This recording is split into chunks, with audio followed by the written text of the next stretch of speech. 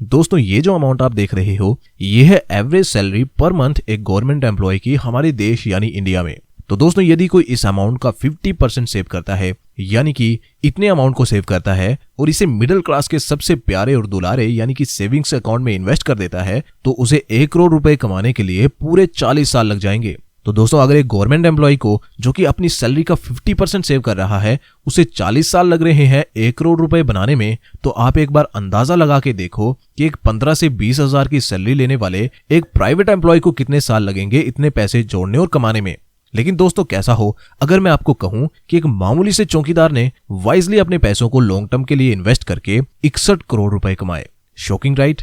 लेकिन ये shocking story real है। ये स्टोरी है अमेरिका के एक जेनिटर और एक gas station attendant Ronald James Reed की, जिसने की बस छोटे मोटे मामूली काम करके और सिंपली उन कामों से कमाए पैसों को सेव और लॉन्ग टर्म के लिए इन्वेस्ट करके $8 मिलियन से ज्यादा की नेटवर्थ जनरेट करी।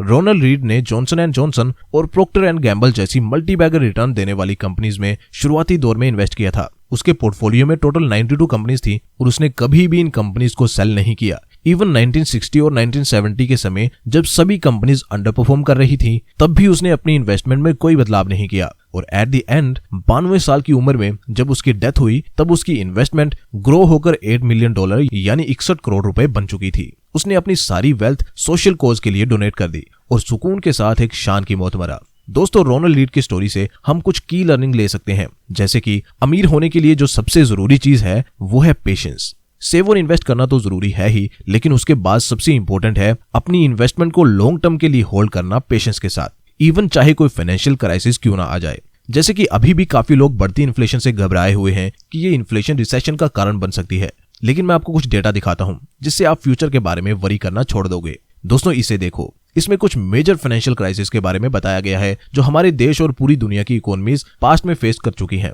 इनमें से सबसे बुरा रिसेशन था 1929 का द ग्रेट डिप्रेशन, और ये रिसेशन 10 लॉन्ग ईयर्स के लिए चला था। लाखों लोगों की जॉब इस रिसेशन में चली गई थी और कई सारे लोग होमलेस हुए थे। लेकिन क्या वो हमेशा के लिए चला? माना कि उन 10 सालों में शेयर मार्केट में काफी लोगों की वेल्थ डिस्ट्रॉय की होगी, लेकिन उसके बाद मार्केट आज कहां है ये सब जानते हैं। हर 5-10 सालों में मार्केट में मेजर करेक्शन देखने को मिलती है, लेकिन ये हमेशा ही टेम्परेरी होती है। लॉन्ग रन में मार्केट हमेशा ऊपर ही जाती है। तो दोस्तों अब आप खुद से पूछो कि क्या आप मार्केट में टेम्परेरी आए हो? क्या आप मार्केट को एक गेट रिच क्विक स्कीम की तरह समझते हो, या फिर आप इसे करियर की तरह देखते हो, एक ऐसे पाथ की तरह देखते हो जो आपकी फाइनेंशियल कंडीशन को सुधार सके? अगर आप पहले टाइप के बंदे हो तो फिर आपको मार्केट को ब्लेम करने के कई सारे रीजन मिल जाएंगे, कभी बढ़ती इन्फ्लेशन, कभी इकोनॉमी में स्लो डाउन, तो कभी कुछ और। लेकिन अगर आप सेकंड टाइप में फॉल करते हो तो बधाई हो, आप ही हो वो टॉप 1% जो रोनाल्ड रीड की तरह एक ऑर्डिनरी व्यक्ति होते हुए भी एक्स्ट्रा ऑर्डिनरी वेल्थ जनरेट करोगे। दोस्तों मुझे इस बात पे एक बहुत ही बढ़िया कोट याद आ रहा है जो कि किसी महान इंसान ने लिखा है, जिसका नाम मुझे अभी याद नहीं आ रहा, लेकिन अगर किसी को पता हो तो कमेंट में जरूर लिखो, मैं कमेंट पिन कर दूंगा। तो वो इंग्लिश में एक कोट था जिसकी हिंदी ट्रांसलेशन कुछ यूं है कि पेसिमिस्ट यानी निराशावादी लोगों की बातें सुनने में काफी स्मार्ट साउंड करती हैं, लेकिन पैसे हमेशा ऑप्टिमिस्टिक लोग ही कमाते हैं।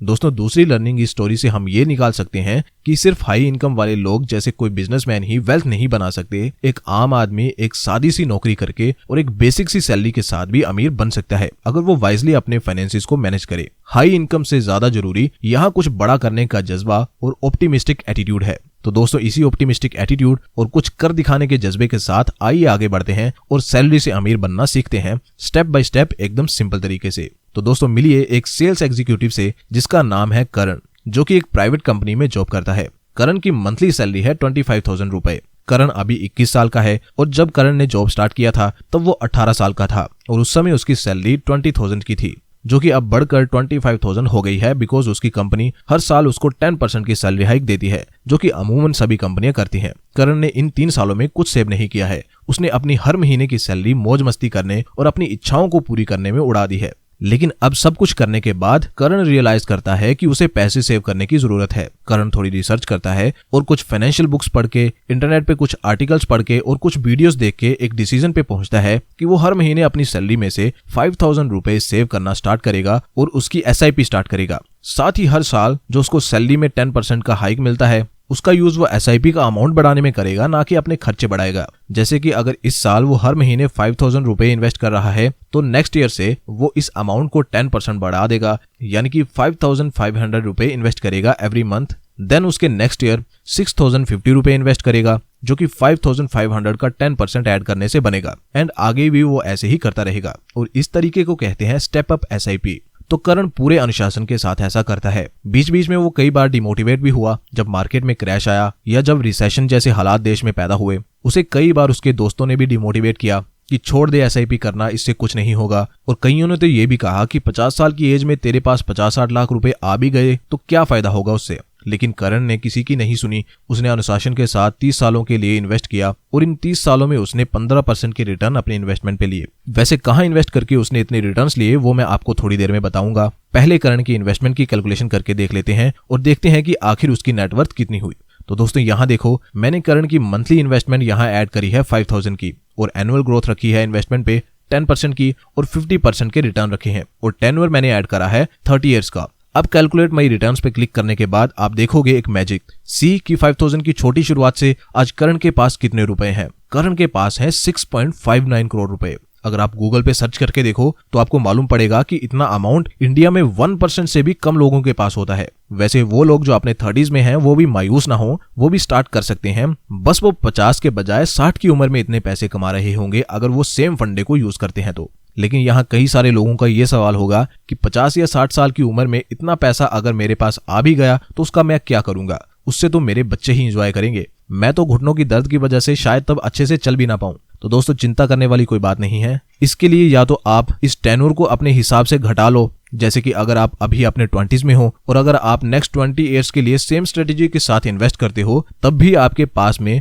1.3 करोड़ रुपए होंगे एट द एज ऑफ 40। या फिर दूसरा आप ये भी कर सकते हो कि आप इस SIP के अमाउंट को बढ़ा दो और हो सके तो ग्रोथ इन इन्वेस्टमेंट अमाउंट को भी बढ़ा दो, जैसे कि यहाँ मैं कर रहा हूँ। 5000 की जगह 10,000 रुपए की SIP अमाउंट रख रहा हूँ और ग्रोथ 12% की रख रहा हूँ। तो दोस्तों अब आप सिर्फ 15 साल में ही 1.21 करोड़ रुपए कमा लेंगे। दोस्तों इस स्टेप अप SIP कैलकुलेटर का लिंक मैं डिस्क्रिप्शन में दे दूंगा, आप अपने हिसाब से कैलकुलेट करके देख लेना। वैसे ये कोई स्पॉन्सर्ड वीडियो नहीं है, आप चाहे तो किसी और कैलकुलेटर को भी यूज कर सकते हो। तो दोस्तों अब तक क्या आपने एक बात नोटिस करी कि हमने सब चीजों में बदलाव किया लेकिन रिटर्न्स में बदलाव हमने नहीं किया। और मालूम है ऐसा क्यों? दोस्तों ऐसा इसलिए क्योंकि ये 15% का रिटर्न है निफ्टी 20 ETF के पिछले 20 साल का रिटर्न। करण ने भी इसी ETF में इन्वेस्ट किया था और हम भी इस वीडियो में आपको इस ETF में इन्वेस्ट करने के बेनिफिट्स बताएंगे। ETF यानी एक्सचेंज ट्रेडेड फंड। इनको सिंपली समझा जाए तो ये वो फंड्स होते हैं जो मार्केट में ट्रेड होते हैं और इनमें आप कभी भी पैसे इन्वेस्ट या विड्रॉ कर सकते हैं। निफ्टी 20 ETF भी इसी तरह का ट्रेडेड फंड है जो कि निफ्टी 50 इंडेक्स की परफॉर्मेंस को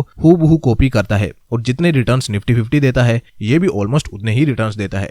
जैसे कि आपको पता ही होगा कि हम डायरेक्टली इंडाइसेस में जैसे कि निफ्टी या सेंसेक्स में इन्वेस्ट नहीं कर सकते, इसलिए हमें या तो इंडेक्स फंड्स में इन्वेस्ट करना पड़ता है या फिर दूसरा एक और तरीका है जो कि है निफ्टी 20 ETF में इन्वेस्ट करने का। और निफ्टी 20 ETF मुझे ज्यादा बेहतर लगता है और इसका एक मेजर रीजन ये है कि इसमें इन्वेस्ट करने के लिए आपको सिर्फ डीमैट अकाउंट की रिक्वायरमेंट होती है। और एक डीमैट अकाउंट होने का सबसे बड़ा बेनिफिट ये होता है कि आप ETFs में तो इन्वेस्ट कर ही सकते हो, लेकिन अगर आप चाहो तो आप इंडिविजुअल स्टॉक्स में भी इन्वेस्ट कर सकते हो। आपको अलग से किसी म्यूचुअल फंड प्लेटफॉर्म पे रजिस्टर करने की जरूरत नहीं पड़ती, जिससे आप आसानी से एक ही प्लेटफॉर्म पे अपनी पूरी पोर्टफोलियो का ट्रैक रख सकते हो। और इंडेक्स फंड में इन्वेस्ट करने के क्या फायदे होते हैं वो मैं ऑलरेडी इस चैनल पे एक सेपरेट वीडियो में बता चुका हूँ, जिसे कि आप ऊपर आई बटन पे क्लिक करके देख सकते हो। अब दोस्तों जल्दी से एक बार देख लेते हैं कि आप निफ्टी 20 ETF में इन्वेस्ट कैसे करोगे। सबसे पहले आपको एक डीमैट अकाउंट चाहिए होगा। आप किसी भी डिस्काउंट ब्रोकर के साथ इसे फ्री में इजीली खुलवा सकते हो। इस वीडियो के लिए मैं लूंगा एंजल वन को, जिसका लिंक भी मैं डिस्क्रिप्शन में दे दूंगा। अगर आप चाहो तो इनके साथ अकाउंट ओपन कर सकते हो टू गेट स्टार्टेड। तो हम एंजल वन के मोबाइल ऐप या वेबसाइट में लॉगिन करके और वॉच लिस्ट वाले सेक्शन में जाके टाइप करेंगे निफ्टी 20 और इस पे क्लिक करने के बाद NSE वाले निफ्टी 20 पे क्लिक करेंगे, जिससे ये वॉच लिस्ट में ऐड हो जाएगा। फिर हम दोबारा इस पे क्लिक करेंगे और यहाँ जो आपको दिख रहा है ना स्टार्ट बाय इन्वेस्टिंग स्मॉल, इसके सामने एक्सप्लोर बटन पे क्लिक करेंगे। देन क्लिक करने पे ऐसा कुछ इंटरफेस ओपन होगा। फिर आप स्टार्ट SIP पे क्लिक करोगे। देन यहाँ अमाउंट की जगह आप मंथली SIP का अमाउंट ऐड कर दोगे। फ्रीक्वेंसी में मंथली सिलेक्ट करोगे और पीरियड में जितने सालों के लिए आप चाहते हो उन्हें मंथ से मल्टीप्लाई कर दो। जैसे कि 10 सालों के लिए इन्वेस्ट करना चाहते हो तो 12 × 10 यानी कि 120 को सिलेक्ट कर लो। देन क्रिएट बास्केट पे क्लिक करो और उसके बाद I accept term and conditions पे टिक करो एंड देन प्लेस ऑर्डर कर दो और आपकी SIP स्टार्ट हो जाएगी निफ्टी 20 ETF में और आप इंडेक्स के रिटर्न्स का बेनिफिट लेना स्टार्ट कर दोगे। दैट्स इट फॉर टुडे दोस्तों। आई होप आज के इस खास एपिसोड में आपको इंडेक्स फंड ETF के बारे में कुछ नया सीखने को मिला होगा और अब आपके पास एक और सेफ इन्वेस्टमेंट का आइडिया है। सो दोस्तों, अगर आपकी हमारे चैनल की वजह से थोड़ी सी भी हेल्प हो रही है तो चैनल को एप्रिसिएशन के तौर पे सब्सक्राइब जरूर करें। मिलते हैं नेक्स्ट वीडियो में। Wishing you a great financial success.